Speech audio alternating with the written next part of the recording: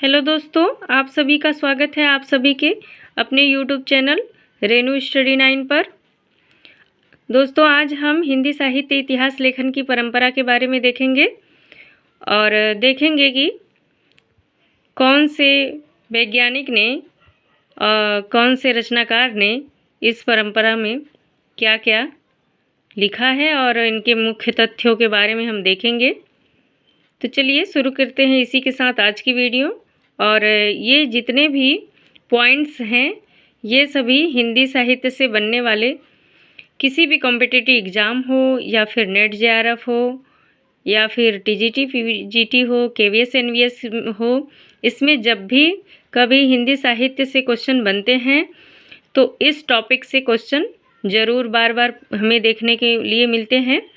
तो ये सभी पॉइंट्स बहुत मोस्ट इम्पॉर्टेंट है जो कि प्रत्येक बार हमें ये सभी पॉइंट्स देखने के लिए मिलते हैं। अगर ये सभी पॉइंट्स हमको अच्छे से याद हो जाएंगे तो ये जब भी हिंदी साहित्य से इस टॉपिक से जब भी क्वेश्चन बनेंगे तो हम उसको ईजिली कर लेंगे। तो चलिए इसी के साथ शुरू करते हैं आज की वीडियो और फटाफट देख लेते हैं हम हिंदी साहित्य इतिहास लेखन की परंपरा को।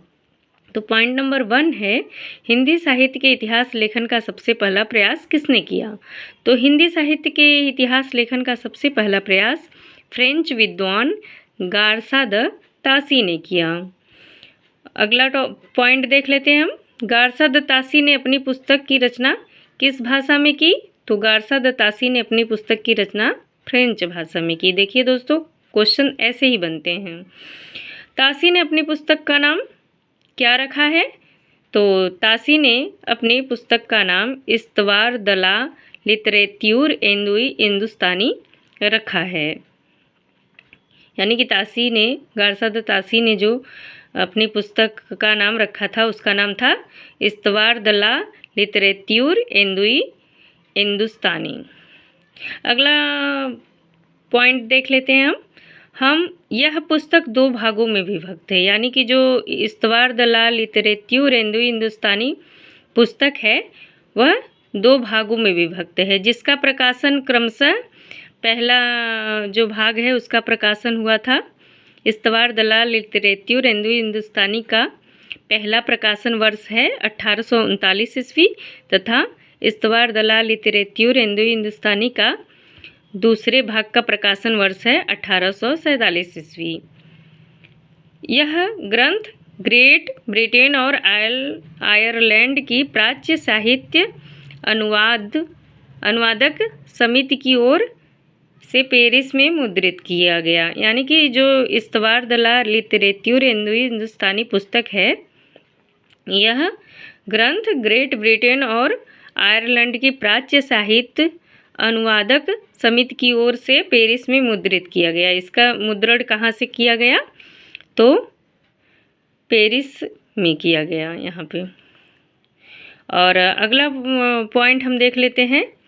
इस्तवार द ला लिटरेच्यूर एंदुई हिंदुस्तानी का द्वितीय संस्करण में 3 भागों में विभक्त हो गया और जिसका प्रकाशन वर्ष है 1871 ईस्वी में हुआ था। यानी कि इस्तवार द ला लिटरेच्यूर एंदुई हिंदुस्तानी का द्वितीय संस्करण था जो उसके 3 भाग में विभक्त हो गए वो भी, और जिसका प्रकाशन वर्ष था 1871 ईस्वी। तो पहला प्रकाशन वर्ष जो था वो 2 भागों में इस्तवार द ला लिटरेच्यूर हिंदुस्तानी जो पुस्तक थी तो उसका पहला प्रकाशन वर्ष था 1839 ईस्वी तथा 1847 ईस्वी, और उसका द्वितीय संस्करण जो था उसके 3 भाग हो गए और उसका प्रकाशन वर्ष था 1871 ईस्वी। अगला पॉइंट हम देख लेते हैं। तासी ने अपनी पुस्तक में हिंदी और उर्दू के अनेक कवियों का विवरण अंग्रेजी वर्णानुसार दिया है। यानी कि तासी ने अपनी पुस्तक में हिंदी और उर्दू के जो कवि थे उनका विवरण अंग्रेजी के वर्ण क्रमानुसार दिया है कि जैसे अंग्रेजी के वर्णों से उनका अल्फ़ाबेटिकल फॉर्म में जैसे नाम स्टार्ट होता था उस हिसाब से तासी ने अपनी पुस्तक में हिंदी और उर्दू के अनेक कवियों का विवरण दिया था। तो प्रश्न इस तरह से बनता है कि तासी ने अपनी पुस्तक में हिंदी और उर्दू के कवियों का विवरण किस वर्णाक्रमानुसार दिया था? तो अंग्रेजी वर्णाक्रमानुसार दिया है। अगला पॉइंट है, गारसा द तासी के ग्रंथ में कुल कितने कवि हैं? तो गारसा द तासी के ग्रंथ में कुल 738 कवि हैं, जिनमें हिंदी के 72 तथा शेष उर्दू के हैं। यानी कि जो 738 कवि हैं, इनमें से जो हिंदी के कवि हैं वो सिर्फ 72 हैं और सभी बाकी जो बचते हैं वो उर्दू के कवि हैं। तो प्रश्न ये पॉइंट अच्छे से हमें याद रहेगा तो प्रश्न कैसे भी बने हम उसको ईजिली कर ले जाएंगे।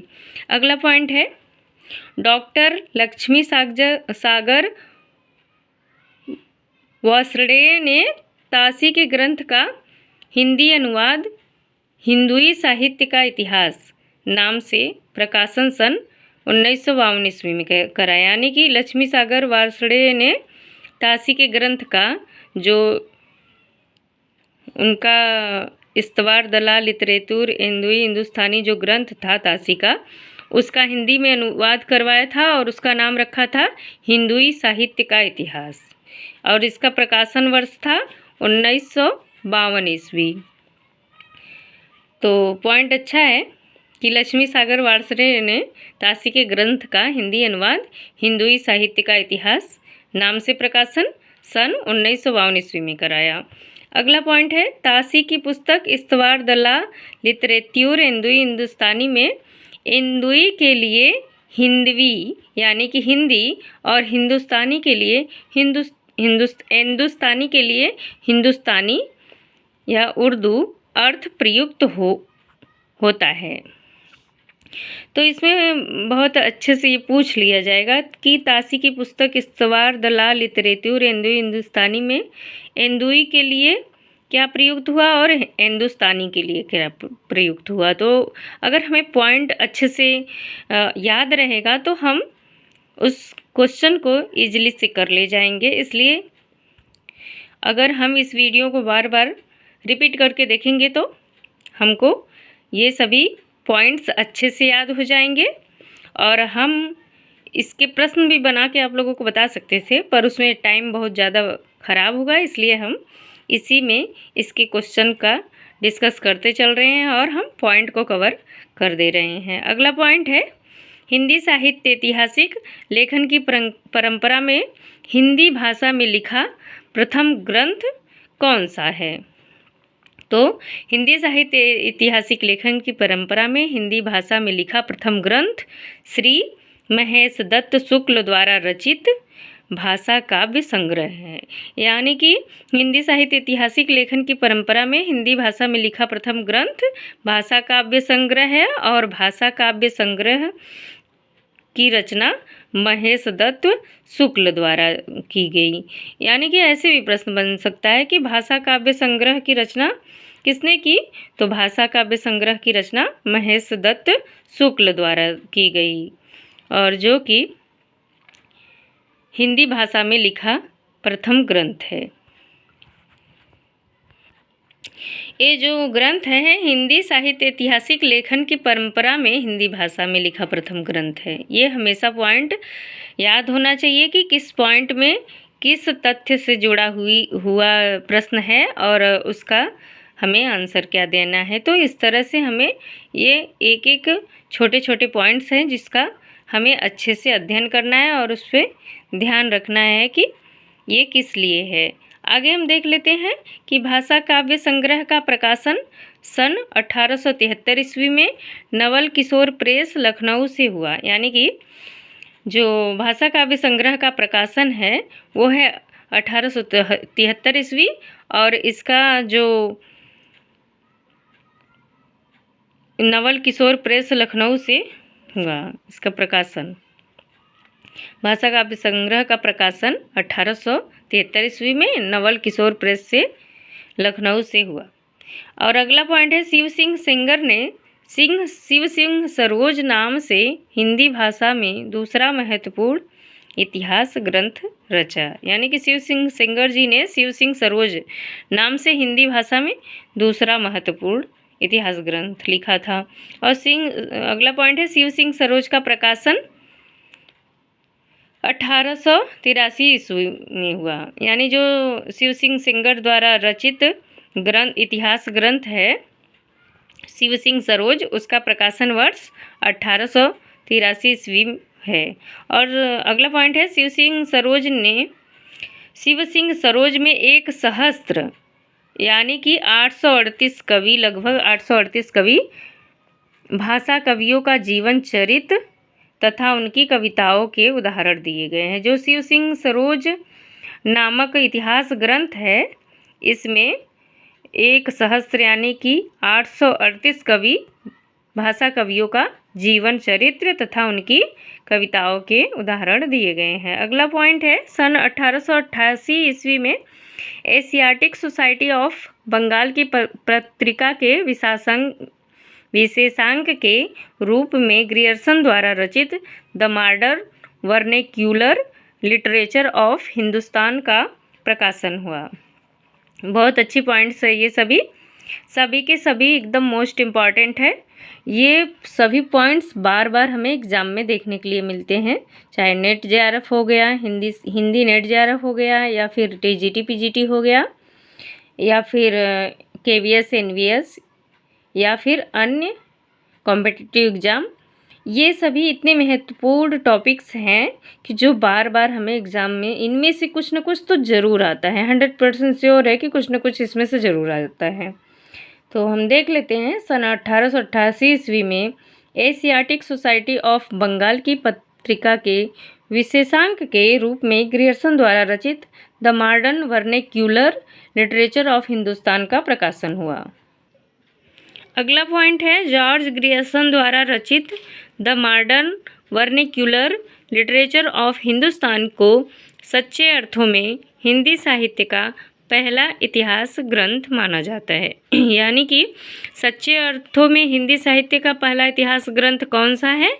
तो जॉर्ज ग्रियर्सन द्वारा रचित the modern vernacular literature of Hindustan सच्चे अर्थों में हिंदी साहित्य का पहला इतिहास ग्रंथ माना जाता है। तो प्रश्न ऐसे बनता है कि हिंदी साहित्य का पहला इतिहास ग्रंथ सच्चे अर्थों में कौन सा माना जाता है? तो वही जॉर्ज ग्रियर्सन द्वारा रचित the modern vernacular literature of Hindustan.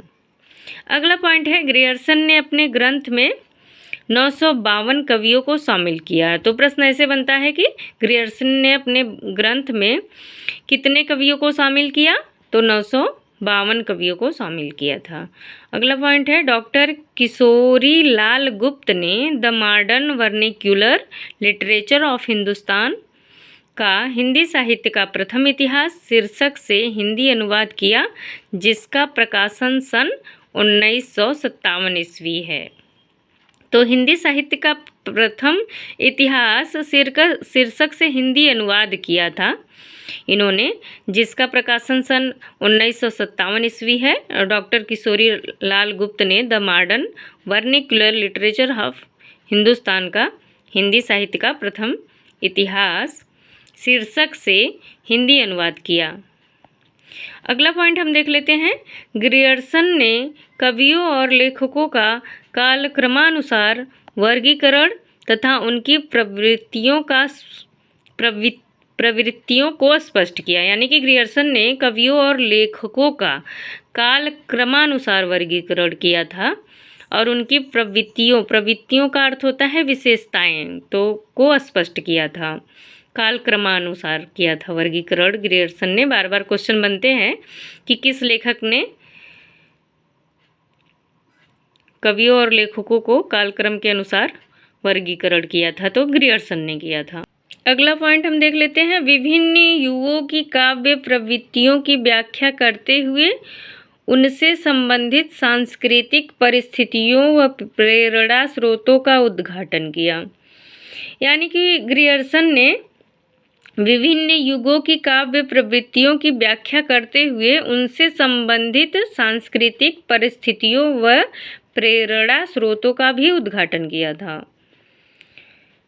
विभिन्न युगों की काव्य प्रवृत्तियों की भी व्याख्या किए थे और उनसे संबंधित सांस्कृतिक परिस्थितियों और प्रेरणा स्रोतों का भी उद्घाटन किया था जॉर्ज ग्रियर्सन ने।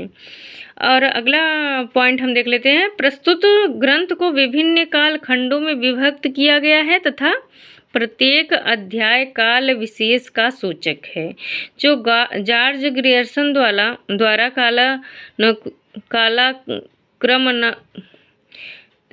जो जॉर्ज ग्रियर्सन के द्वारा काल क्रमानुसार वर्गीकरण था, उसमें उस ग्रंथ में विभिन्न काल खंडों में विभक्त किया गया है तथा प्रत्येक अध्याय का काल विशेष का सूचक है, वो काल के अनुसार किया गया है। अगला पॉइंट है, जॉर्ज ग्रियर्सन ने प्रथम बार हिंदी साहित्य का भाषा की दृष्टि से क्षेत्र निर्धारण करते हुए संस्कृत, प्राकृत एवं अरबी फारसी मिश्रित उर्दू को उससे पृथक किया। यानी कि जॉर्ज ग्रियर्सन ने प्रथम बार हिंदी साहित्य का भाषा की दृष्टि से क्षेत्र में निर्धारण करते हुए संस्कृत और प्राकृतिक एवं अरबी फारसी मिश्रित उर्दू जो था उससे उसने पृथक कर दिया।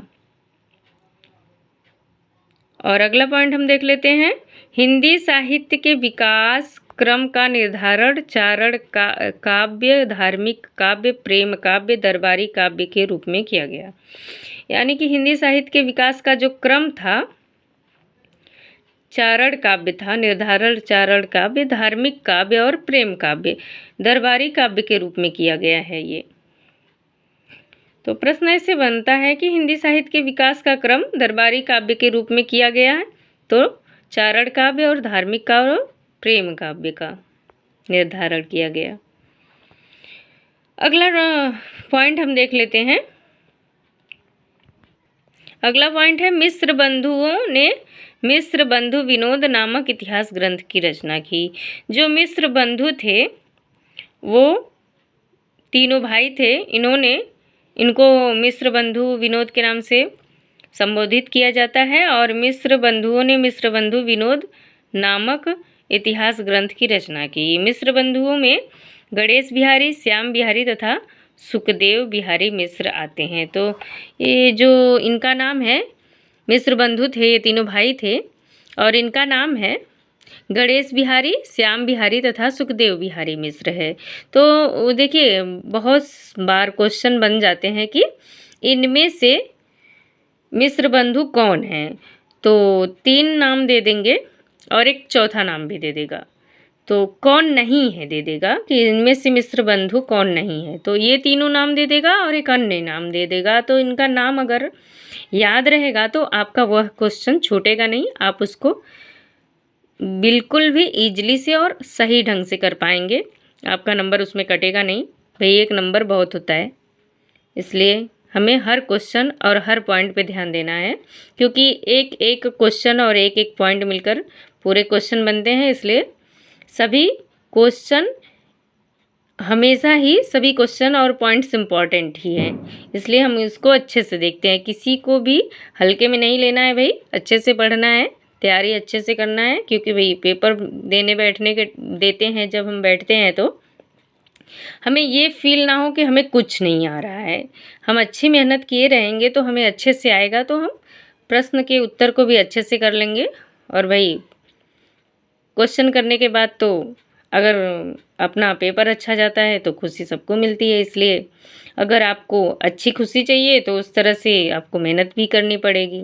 तो चलिए इसी के साथ हम अगला पॉइंट देख लेते हैं। हम मिश्र बंधु विनोद 4 भागों में विभक्त है। जो मिश्र बंधु विनोद नामक इतिहास ग्रंथ है वो 4 भागों में विभक्त है, जिसके प्रथम 3 भाग का प्रकाशन सन 1913 ईस्वी में तथा चतुर्थ भाग का प्रकाशन वर्ष 1934 ईस्वी में हुआ। यानी कि जो मिश्र बंधु विनोद नामक ग्रंथ है उसको, जिसके प्रथम 3 भाग का प्रकाशन 1913 ईस्वी में है और चतुर्थ भाग 1934 ईस्वी में हुआ था। और मिश्र बंधु विनोद नामक ग्रंथ 4 भागों में विभक्त है। अगला पॉइंट है, मिश्र बंधु विनोद में 4591 कवियों का जीवन वृत्त वर्णित है। कितनी इंपॉर्टेंट पॉइंट, सभी के सभी मोस्ट इंपॉर्टेंट है। देखिए यहाँ पे दिया है, मिश्र बंधु विनोद में कितने कवियों का जीवन वृत्त वर्णित है, तो 4591 कवियों का जीवन वृत्त वर्णित है। अगला पॉइंट हम देख लेते हैं, इसमें अनेक अज्ञात, यानी कि जो मिश्र बंधु विनोद नामक इतिहास ग्रंथ है उसमें अनेक अज्ञात कवियों को प्रकाशन में लाने के साथ ही उनके साहित्य महत्व को स्पष्ट करने का प्रयास किया गया है। जो मिश्र बंधु विनोद नामक इतिहास ग्रंथ है जो कि मिश्र बंधुओं द्वारा रचित है, इसके अनेक अज्ञात कवियों को प्रकाशन में लाने के साथ ही उनके साहित्य महत्व को स्पष्ट करने का प्रयास किया गया है। और अगला पॉइंट हम देख लेते हैं, मिश्र बंधु विनोद में कवियों का सापेक्षिक महत्व निर्धारित करने के लिए उनकी 4 श्रेणियां बनाई गई है। यानी कि मिश्र बंधु विनोद में कवियों को सापेक्षिक एक दूसरे का महत्व निर्धारण करने के लिए उनकी 4 श्रेणियां बनाई गई हैं। और अगला पॉइंट देख लेते हैं हम, हिंदी साहित्य ऐतिहासिक लेखन की परंपरा में आचार्य रामचंद्र शुक्ल द्वारा रचित हिंदी साहित्य का इतिहास का स्थान सर्वोच्च है। यानी कि जो हिंदी साहित्य के इतिहास नामक ग्रंथ है जो आचार्य रामचंद्र शुक्ल द्वारा रचित है उसका स्थान सर्वोच्च है। अगला पॉइंट है, आचार्य शुक्ल का इतिहास मूलतः नागरी प्रचारिणी सभा द्वारा प्रकाशित हिंदी शब्द सागर की भूमिका के रूप में हिंदी साहित्य का विकास के नाम से सन 1929 ईस्वी में प्रकाशित हुआ। यानी कि आचार्य रामचंद्र शुक्ल का इतिहास मूलतः नागरी प्रचारिणी सभा द्वारा प्रकाशित हिंदी शब्द सागर की भूमिका के रूप में हिंदी साहित्य का विकास के नाम से सन 1929 ईस्वी में प्रकाशित हुआ। हिंदी साहित्य का इतिहास में 1000 कवियों और लेखकों को शामिल किया गया है। यानी कि जो आचार्य रामचंद्र शुक्ल द्वारा रचित हिंदी साहित्य का इतिहास ग्रंथ है इसमें 1000 कवियों और लेखकों को शामिल किया गया है। अगला पॉइंट हम देख लेते हैं, आचार्य रामचंद्र शुक्ल ने शिव सिंह सेंगर, जॉर्ज ग्रियर्सन तथा मिश्र बंधुओं के इतिहास को कवि वृत्त संग्रह संज्ञा से अवहित किया है। यानी आचार्य रामचंद्र शुक्ल ने शिव सिंह सेंगर और जॉर्ज ग्रियर्सन तथा मिश्र बंधुओं के इतिहास को, जो इनके शिव सिंह सेंगर, जॉर्ज ग्रियर्सन तथा मिश्र बंधुओं के इतिहास हैं, इनको कवि वृत्त संग्रह संज्ञा से अभिहित, मतलब इनके कवि वृत्त संग्रह संज्ञा के नाम से इनको चिन्हित किया है।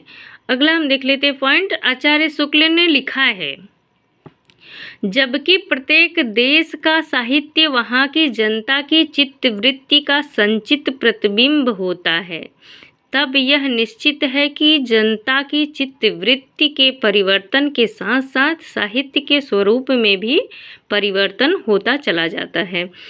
आदि से अंत तक इन्हीं चित्तवृत्तियों की परंपरा को परखते हुए साहित्य परंपरा के साथ उनका सामंजस्य दिखाना ही साहित्य का इतिहास कहलाता है। ये किसके अनुसार है? रामचंद्र शुक्ल जी के अनुसार है। और उन्होंने आगे कहा है कि जनता की चित्तवृत्ति बहुत कुछ राजनीतिक, सामाजिक, सांप्रदायिक तथा धार्मिक परिस्थिति के अनुसार होती है। ये किसका कथन है? तो यह कथन आचार्य रामचंद्र शुक्ल जी का है। अगला पॉइंट हम देख लेते हैं, सर्वप्रथम आचार्य शुक्ल ने साहित्य इतिहास को आलोचना से पृथक किया। तो प्रश्न ऐसे बन जाएगा कि सर्वप्रथम किसने साहित्य इतिहास को आलोचना से पृथक किया? तो किसने किया? आचार्य रामचंद्र शुक्ल ने। सर्वप्रथम आचार्य राम शुक्ल ने साहित्य इतिहास को आलोचना से पृथक किया तथा अपने विकासवादी एवं वैज्ञानिक दृष्टिकोण का परिचय दिया। आचार्य शुक्ल ने, अगला पॉइंट है, आचार्य शुक्ल ने साहित्य इतिहास के प्रति एक निश्चित व सुस्पष्ट दृष्टिकोण का परिचय देते हुए युगीन परिस्थितियों के संदर्भ में विकास क्रम की व्याख्या करने का प्रयास किया। तो आचार्य रामचंद्र शुक्ल ने साहित्य इतिहास के प्रति एक निश्चित व सुस्पष्ट दृष्टिकोण का परिचय देते हुए युगीन परिस्थितियों के संदर्भ में विकास क्रम की व्याख्या करने का प्रयास किया। अगला पॉइंट हम देख लेते हैं। आचार्य शुक्ल ने काल विभाजन के अंतर्गत हिंदी साहित्य के 900 वर्षों के इतिहास को 4 सुस्पष्ट कालखंडों में विभक्त किया। यानी कि रामचंद्र शुक्ल ने काल विभाजन के अंतर्गत हिंदी साहित्य के 900 वर्षों के इतिहास को जो हिंदी साहित्य के 900 वर्षों का इतिहास है उसको 4 सुस्पष्ट कालखंडों में विभक्त किया। आगे हम इस टॉपिक पे भी बात करेंगे कि वो कालखंड कौन कौन से हैं। आगे हम पॉइंट देख लेते हैं। शुक्ल जी ने भक्ति काल को 4 भागों तथा या शाखाओं में, यानी या तो 4 भाग कह लीजिए इसको या 4 शाखा में बांटकर उसे सर्वप्रथम शुद्ध दार्शनिक एवं धार्मिक आधार पर प्रतिष्ठित किया। तो दोस्तों आज की वीडियो में इतना ही।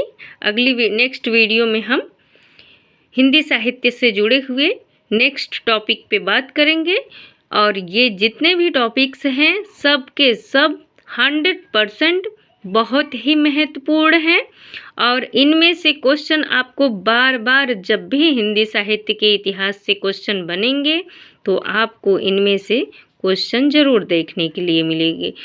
तो आप मेरे चैनल को लाइक शेयर एंड सब्सक्राइब कर लीजिए। मैं नेक्स्ट वीडियो को जब भी डालूंगी तो आपका बेल आइकन को प्रेस ज़रूर कर लीजिएगा, तो आपको उसका नोटिफिकेशन प्राप्त ज़रूर हो जाएगा, क्योंकि ये सभी इस एग्ज़ाम के दृष्टिकोण से बहुत महत्वपूर्ण टॉपिक हैं और इसको मैं करवा रही हूँ। आप लोग बार बार वीडियो को देखते रहिए और मेरे चैनल को भी सब्सक्राइब कर लीजिए। मेरे चैनल का नाम है रेनू स्टडी 9। इसी के साथ आप सभी का बहुत बहुत धन्यवाद।